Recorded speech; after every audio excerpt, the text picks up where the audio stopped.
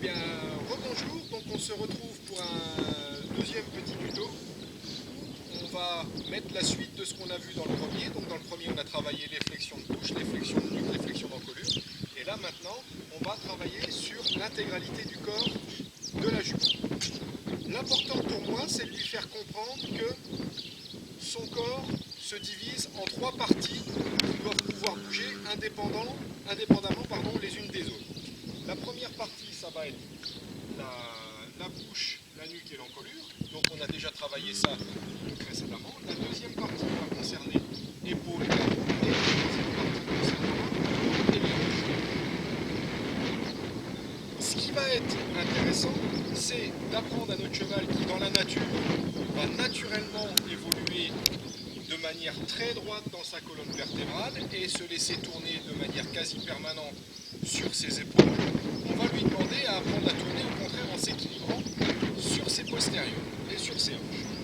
Donc la première étape que l'on va faire, c'est qu'on va associer la flexion d'encolure que l'on a appris à notre cheval à une première mobilisation des hanches.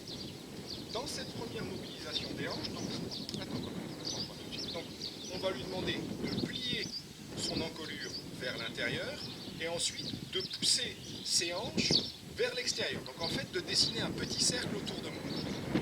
On va voir que sur une première sollicitation, la réaction normale du cheval va être de tourner en fait en faisant déraper ses hanches et on va se retrouver systématiquement avec notre postérieur intérieur qui va se désengager et donc le cheval va se creuser le dos, va se relâcher au niveau du rein en se mettant dans une position où il pourra pousser sur son postérieur pour résister. Donc on va déjà voir la réaction normale et naturelle du cheval. Voilà, vous voyez, on a ce désengagement et en fait sur une sollicitation de flexion, la réponse elle est plutôt à partir en arrière qu'en avant. Je vais la remettre dans le bon sens et maintenant on va voir ce qu'on va lui demander. Voilà. Oh. Voilà. Et là je vais utiliser mon stick, donc en fait mon stick va remplacer l'action de la jambe lorsque je vais être monté. Alors bien entendu, il va de soi qu'on prend le temps d'habituer le cheval à la présence du stick sur toutes les parties de son corps touché pour ne pas avoir de réaction intempestive. Il ne doit pas avoir peur du stick. Voilà.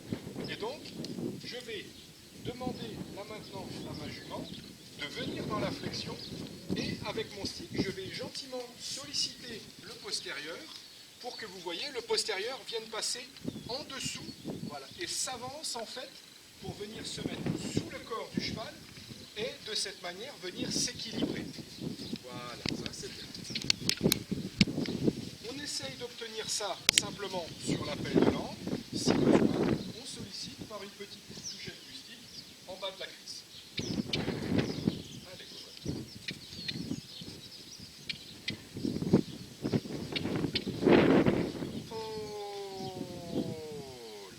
Et vous voyez que dès qu'on arrête, donc en fait quand j'arrête le travail, je relâche, moi je m'arrête. À la voix, je lui demande gentiment de se stabiliser et je la laisse s'arrêter comme elle le veut. Le fait qu'elle désengage pour se mettre dans une attitude de repos ne pose aucun problème.